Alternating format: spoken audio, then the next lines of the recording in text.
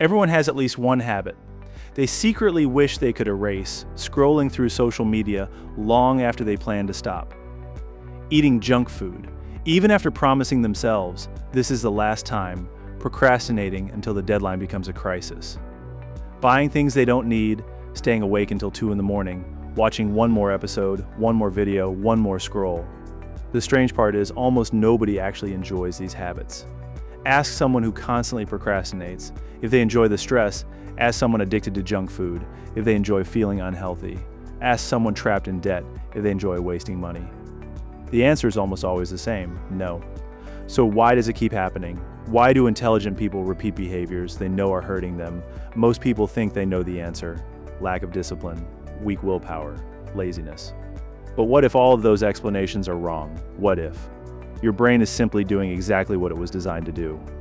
Because here's something most people never realize. Your brain has never cared about making you successful. It has never cared about making you rich, or productive, or disciplined. Its first responsibility has always been survival. Everything else comes second for hundreds of thousands of years.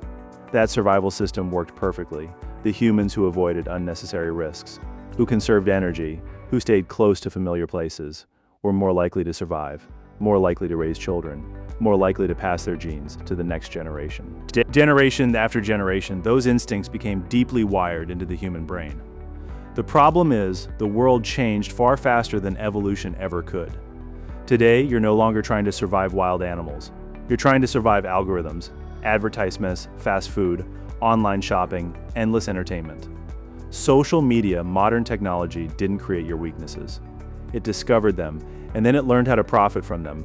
Every notification, every autoplay video, every recommendation, every colorful button on your screen competes for one thing: your attention, because attention has become one of the most valuable resources on Earth. Companies spend billions of dollars every year studying human psychology, not to make you happier, but to make you stay.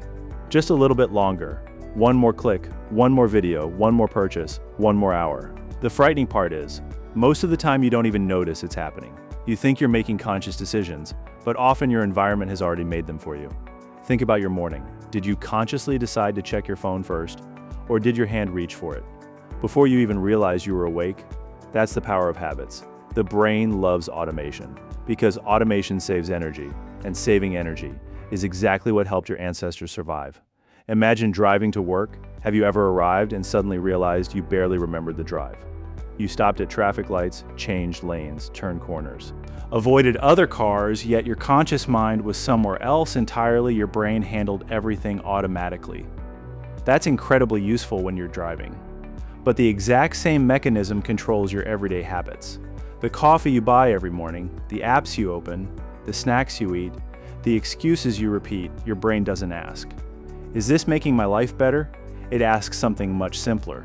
Have we done this before? If the answer is yes, your brain relaxes, because familiar feels safe even when familiar is quietly destroying your future.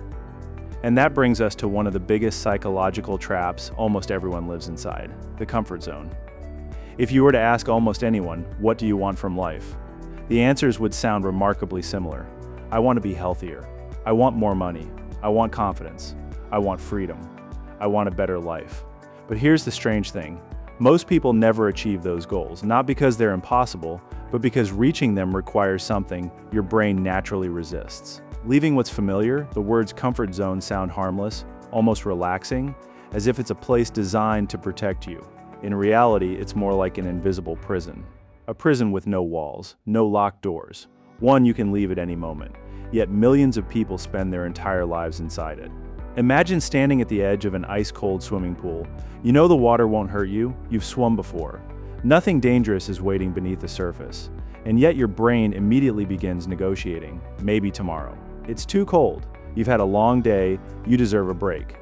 Notice something fascinating. Your brain almost never says, "Don't do it," instead. It gives you reasons, reasonable ones, logical ones. Excuses that sound so convincing you mistake them for your own thoughts. But they're not. They're simply your brain's oldest survival program, trying to keep everything exactly as it is. Because to your brain, predictability feels safer than possibility. And that's where our next question begins.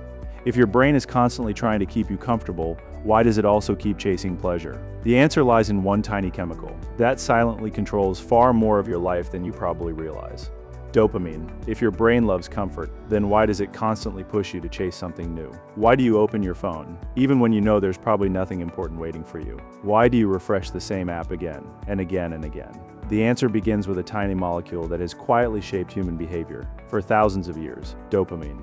Most people think dopamine is the chemical of happiness. It isn't. In fact, scientists have discovered something surprising. Dopamine isn't released because you received a reward. It's released because your brain expects one. That difference changes everything. Imagine buying a brand new phone for days, maybe even weeks. You can't stop thinking about it. You watch reviews, compare prices, read comments. Picture yourself holding it. Your excitement keeps growing. Finally, the package arrives. You open the box. It feels amazing for a few hours. Maybe a few days. Then something strange happens. The excitement fades. The phone hasn't changed, but your brain has, because the strongest dopamine spike didn't happen when you owned the phone. It happened while you were chasing it. Your brain is obsessed with anticipation, not satisfaction. The same thing happens far more often than you realize. Think about Friday afternoon. People spend the entire week saying, "I can't wait for the weekend." The anticipation feels incredible. Then Sunday evening arrives, and many people wonder, where did the weekend go? The event wasn't as exciting as imagining the event.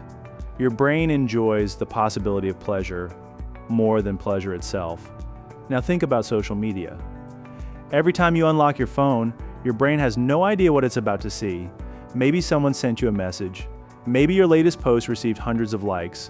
Maybe there's breaking news. Maybe there's a hilarious video, or maybe nothing happened at all. That uncertainty is exactly what keeps you coming back. Psychologists call this a variable reward system, and it's one of the strongest learning mechanisms ever discovered. To understand why, imagine a simple experiment. A scientist places a rat inside a small box. There's a lever. If pressing the lever always gives food, the rat quickly learns the pattern. After a while, it presses only when it's hungry. But in another experiment, the food appears only sometimes. The rat never knows which press will bring a reward. Something remarkable happens. Instead of pressing less, the rat presses far more. Again and again and again, because uncertainty creates anticipation, and anticipation creates dopamine. Now replace the lever with your smartphone. Every swipe, every refresh, every notification, every email, every recommendation, your brain is pulling the same lever, hoping that the next reward will finally be worth it. Most of the time, nothing special happens, but occasionally something does. A funny video, a compliment, an exciting message, a flash sale, a viral post. That single reward is enough to train your brain to keep searching, not because you're weak, because your brain learned that another reward could always be just one swipe away. Modern technology understands this perfectly, some of the smartest engineers in the world. Don't spend their days asking, how do we make people happier? They ask, how do we make people come back tomorrow? That's why apps use notifications, infinite scrolling, autoplay, bright colors, personalized recommendations. Every feature is carefully designed to keep your brain expecting the next reward. Because the longer you stay, the more valuable your attention becomes. In today's world, your attention is no longer just your attention. It's a product. Companies compete for it. Advertisers pay for it. Algorithms optimize it, and your brain often doesn't realize it's being trained. But here's the most dangerous part. Dopamine doesn't care whether the reward improves your life. It reacts almost the same way, whether you're learning a new skill or endlessly scrolling short videos, whether you're saving money or buying something you don't need, whether you're building your future or escaping from it. To your brain, a reward is simply a reward, which raises an uncomfortable question. If your brain can become addicted to checking notifications, could it also become addicted to reading books, to exercising, to saving money, to learning? The answer is yes, but only if you understand one simple truth. Your brain doesn't repeat what is good for you, it repeats what you repeat most often. And that's exactly why changing your habits has almost nothing to do with motivation, it has everything to do with identity. Imagine waking up tomorrow and living exactly the same day all over again. The alarm rings.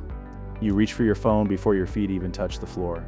You promise yourself today will be different. But then you check social media. You postpone that important task. You order food instead of cooking. You tell yourself, I'll start on Monday. Nothing dramatic happens.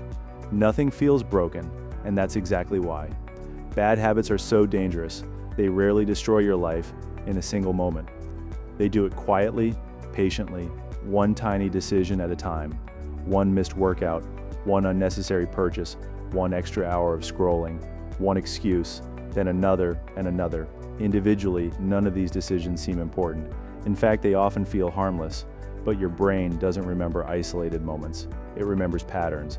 And once a pattern is repeated enough times, your brain assumes this is who we are. That's why habits are so powerful. They don't just change what you do, they change who you become. Think about someone who saves just $5 every day. It doesn't sound impressive. $5 can't change a life. But after 1 year, that person hasn't only saved money, they've built evidence. Evidence that says, I'm someone who thinks about the future. Now imagine another person. Every day they tell themselves it's only one purchase.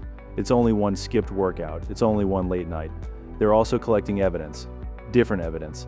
Evidence that slowly creates another identity. This is why your future is rarely decided by one life-changing decision.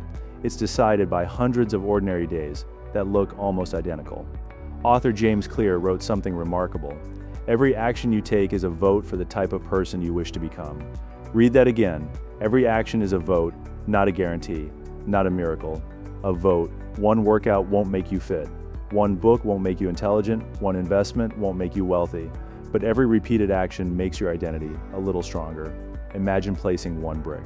Every single day, one brick doesn't look like a house. Neither do 10 or 20, but keep laying bricks.